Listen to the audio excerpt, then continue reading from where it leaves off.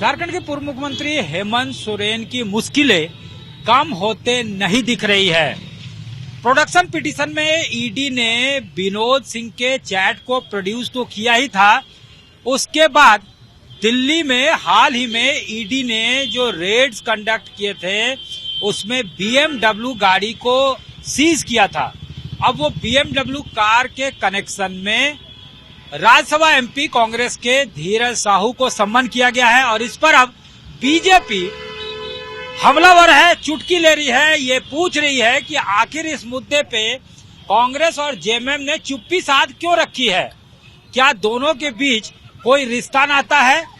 क्या ऐसा तो नहीं कि धीरज साहू जो है अपनी गाड़ियां जो है इस्तेमाल करने के लिए हेमंत सोरेन को देते थे और हेमंत सोरेन पैसों को उनके पास रख देते थे धीरज साहू के पास ताकि उसको निवेश किया जा सके।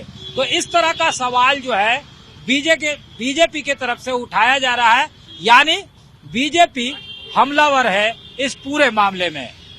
झारखंड के फॉर्मर सीएम हेमंत सोरेन से इसी ईडी दफ्तर में पूछताछ हो रही है। उनका रिमांड जो है वो 5 दिनों के लिए पीएमएलए कोर्ट ने बढ़ा दिया था और सबसे दिलचस्प बात यह है कि जब प्रोडक्शन वारंट इस बार ईडी ने पेश किया तो उसमें कई चैट्स भी थे उस प्रोडक्शन वारंट में, प्रोडक्शन पिटीशन में।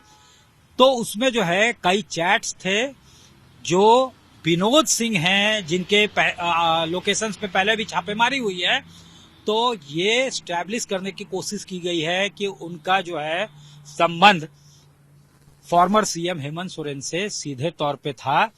कई ऐसे चैट्स जो है वो कोर्ट के सामने, पीएमएलए कोर्ट के सामने पेश किए गए जिसको मानती है कि मनी लॉन्ड्रिंग का ये सबूत हो सकता है, ईडी ऐसा मानती है। और विनोद सिंह के अलावा जो राजस्व कर्मचारी है भानु प्रताप, उनको भी यहां रखा गया है, वो भी रिमांड पे हैं। आमने सामने बैठा कर पूछताछ की जा रही है, यानी कन्फ्रंटेशन दोनों का करवाया जा रहा है कि जमीन घोटाला मामला जो है, इलीगल लैंड स्कैम जो है, उसमें किस तरह से हेरा फेरी होती थी, कैसे मनी लॉन्ड्रिंग किया जाता था। 8.45 एकड़ का जो प्लॉट है बड़गई में, उसको मुख्यमंत्री ने सदन के अंदर, पूर्व मुख्यमंत्री हेमंत सोरेन ने सदन के अंदर साफ तौर से खुले तौर पे चुनौती दी है कि अगर उसका कागजात कोई पेश कर देता है या कागजात कोई प्रोड्यूस करता है और उसमें अगर उनका नाम होता है, उनकी कॉम्प्लिसिटी पाई जाती है, तो वो सिर्फ राजनीति नहीं झारखंड को छोड़ देंगे। लेकिन उसके बाद जब उनकी रिमांड की अवधि पूरी होती है, ईडी उनको कोर्ट में, पीएमएलए कोर्ट में पेश करती है, तो इस बार जो है प्रोडक्शन पिटीशन में नए जो है सबूत पेश किए जाते हैं, नए कुछ डॉक्यूमेंट्स जो हैं वो पेश किए जाते हैं ईडी की तरफ से। और वो होता है चैट। विनोद सिंह जो एलिजेडली कथित तौर पे जो उनकी चैट हुई है फॉर्मर सीएम हेमंत सोरेन से, वो चैट जो है वहां पे प्रोड्यूस किया जाता है पीएमएलए कोर्ट में और अब लगातार पूछताछ हो रही है। इस बीच हेमंत सोरेन के तरफ से अपीयर हो रहे एडवोकेट जनरल राजीव रंजन ने साफ तौर से कहा है कि कोई प्रेडिकेट ऑफेंस जो है उनके क्लाइंट के खिलाफ ईडी एस्टैब्लिश नहीं कर पाई, रिमांड की कोई जरूरत नहीं थी, बेवजह का इनको जो है यहाँ पे रिमांड में लिया गया है। लगातार जो है उन्होंने दलीलें दी लेकिन उसको सुना नहीं गया। साथ ही उन्होंने ईडी के व्यवहार पे भी उंगलियां उठाई कि ऐसे जगह पे उनके क्लाइंट को रखा गया है जहां सूर्य की रोशनी नहीं जाती है, प्रॉपर वेंटिलेशन नहीं है, हवा लेने का जो है जरिया नहीं है। ये तमाम आरोप भी एडवोकेट जनरल की तरफ से लगाए गए थे जब प्रोडक्शन पिटीशन के साथ रिमांड अवधि के पूरा होने पे पीएमएलए कोर्ट में हेमंत सोरेन पेश किए गए थे ईडी के तरफ से।